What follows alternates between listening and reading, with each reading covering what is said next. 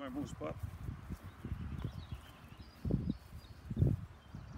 Bonjour, je m'appelle Louis-Thomas, vigneron au domaine du fleuve à Varennes. Aujourd'hui, je vais vous présenter une courte vidéo dans laquelle je vais vous faire une présentation des différentes étapes de la viticulture ici au domaine du fleuve, de la taille jusqu'au vendange. Petit aperçu vite de notre vignoble, en fait, un peu moins de 4 hectares, plusieurs variétés, des cépages rustiques tels que Frontenac, Marquette, Saint-Pépin, Vidal et quelques vignes européennes aussi. Chardonnay, Riesling, Pinot Noir, Cabernet Franc sont peut-être ceux qu'on retrouve le plus. Sinon aussi, on a une multitude d'autres cépages en test. Donc, commençons tout de suite avec la taille. Alors, la saison végétative commence toujours par la taille. Pourquoi on taille une vigne? Dans le fond, c'est pour limiter la quantité de grappes de raisin qu'on va retrouver, qu'elle va produire en fait. Parce que le but, c'est pas de faire le plus de grappes possible, mais faire un nombre de grappes déterminé pour avoir la meilleure qualité possible. Ça peut varier un petit peu en fonction de chaque cépage. Donc ici, on a une superbe vigne de Riesling, un de mes cépages préférés d'ailleurs. Donc ici, on pratique une taille guyot, donc guyot simple dans ce cas-ci. En gros, c'est qu'on a conservé, ça va être difficile à voir parce que c'est débourré, mais on a conservé une branche ici, comme vous pouvez voir, et deux coursons. Des coursons, ce sont de petits bouts de branches de 2 bourgeons. Donc, on en a gardé un ici. C'était dur à voir, là, ici. Puis on en a gardé un autre ici, en fait. Sur ces baguettes-là, qui sont du bois de l'an passé, il y avait évidemment des bourgeons que je pointe ici avec mon doigt. Et c'est chacun de ces bourgeons-là qui, lorsqu'il débourre, va redonner une nouvelle pousse avec 1 à 3 grappes lorsque c'est des bonnes conditions de végétation, quand les bourgeons n'ont pas trop souffert du froid. Souvent au Québec, on pense qu'on n'a pas un bon climat pour faire pousser de la vigne. C'est pas mal faux en fait. Il y a plusieurs variétés qui sont très bien adaptées. Notre climat est quand même assez favorable à faire mûrir plusieurs variétés. Le plus gros défi, c'est souvent le froid l'hiver. Donc, des courtes périodes de très grand froid peuvent faire mourir ces bourgeons-là et non pas les racines, comme plusieurs pensent aussi. Et c'est à ce niveau-là qu'on peut avoir de la difficulté à garder une plante en saine et en forme sur plusieurs années.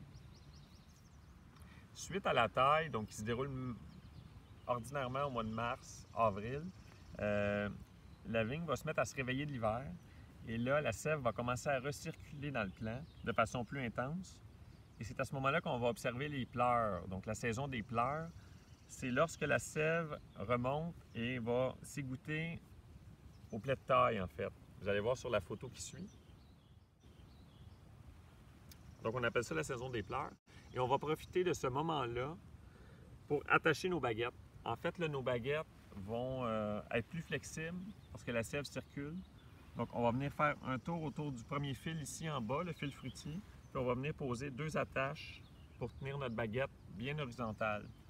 Le but de ça, c'est qu'après ça, on va pouvoir diriger parfaitement droit chacun de nos nouveaux sarments pour que ça soit bien réparti sur l'espace de palissage.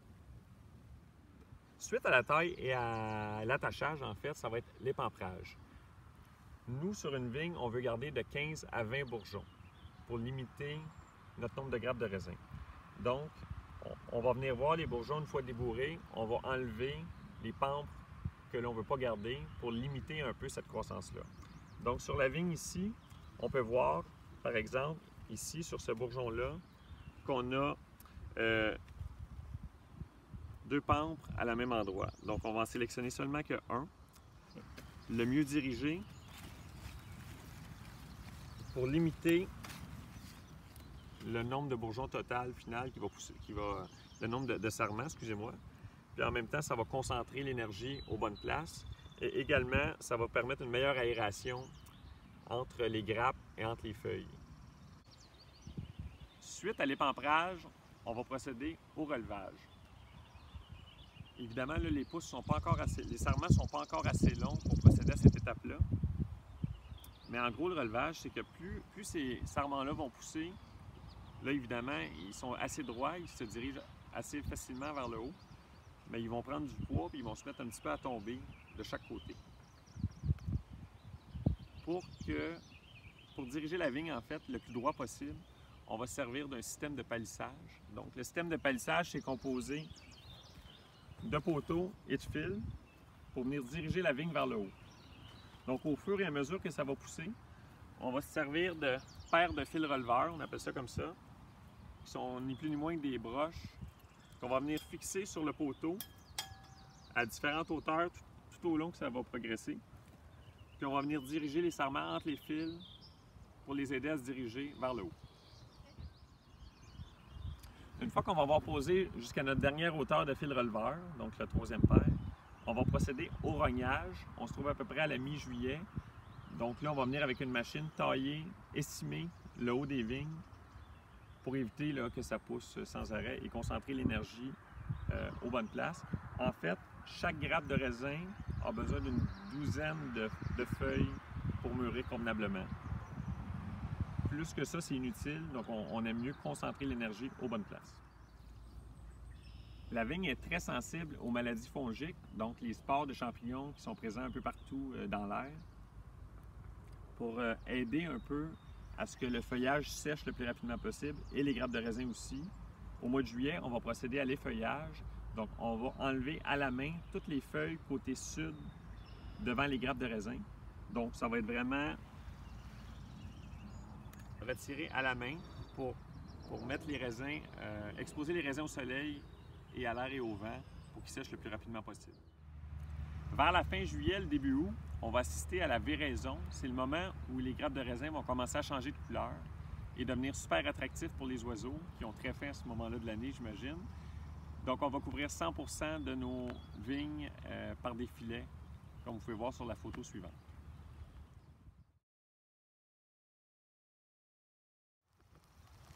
Donc, suite à la pose des filets, en fait, on va avoir un petit mois de répit, les vignerons, surtout je dirais du 15 août au 15 septembre à peu près, juste avant les vendanges. C'est là notre vrai été à nous, notre petite période de congé où on peut se reposer avant le rush de l'automne. Évidemment, j'ai oublié de parler tantôt, ici on est un vignoble sans herbicide, donc on va passer tout au long de l'été des machines pour ameublir le sol, pour empêcher la mauvaise herbe de prendre en dessous des vignes. Évidemment, il y a un petit peu de pioche aussi à la main. Et il y a toujours des réparations à faire sur le système de palissage, des poteaux à changer, des broches à réparer. C'est un travail sans fin. Comme vous pouvez le constater, il commence à pleuvoir.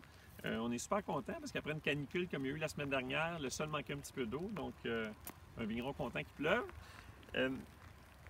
Donc, je dirais que du 15 août au 15 septembre, ça va être une période un petit peu plus tranquille au vignoble. Donc là, on va pouvoir se reposer avant le rush de l'automne. Donc ensuite, on va commencer nos vendanges habituellement autour du 20 septembre. Et nous, on a des récoltes jusqu'au début novembre environ parce qu'on a des cépages très tardifs comme Riesling, Vidal, Cabernet Franc et Merlot.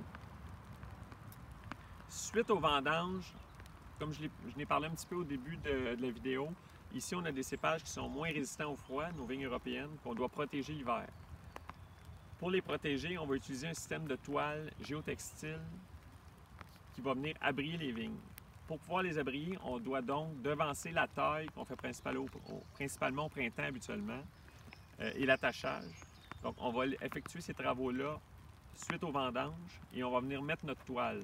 La toile, c'est un principe de géothermie. Donc c'est la chaleur du sol qui va remonter sous la toile. Vous allez voir une photo des toiles à l'instant.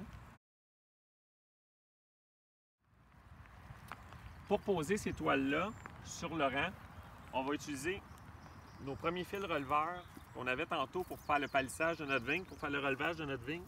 On va venir les poser juste en haut de nos baguettes qui sont attachées. On va venir apposer le géotextile sur le rang. Et donc, c'est ce géotextile-là qui va retenir la chaleur qui se dégage du sol pour aider à conserver nos bourgeons. Habituellement, on est capable d'aller chercher 10 degrés d'écart entre la température extérieure et la température sous toile, ce qui est suffisant pour garder nos vignes en pleine forme. C'était notre capsule sur la saison viticole au vignoble Le Domaine du Fleuve. J'espère que ça vous a plu et qu'on a pu partager notre passion avec vous. Évidemment, passez nous voir toutes ces vignes-là sont là pour produire du vin d'abord et avant tout. Donc, on fait une dizaine de vins différents ici au domaine du fleuve, tous faits avec amour et passion, évidemment. C'est d'ailleurs fou des fois de penser qu'on fait autant de vins différents, mais on a énormément de plaisir à les faire et à vous les faire découvrir, évidemment. Donc, passez nous voir si vous avez des questions. On est également disponible sur nos réseaux sociaux, Facebook et Instagram. Donc, au plaisir de se voir bientôt. Merci.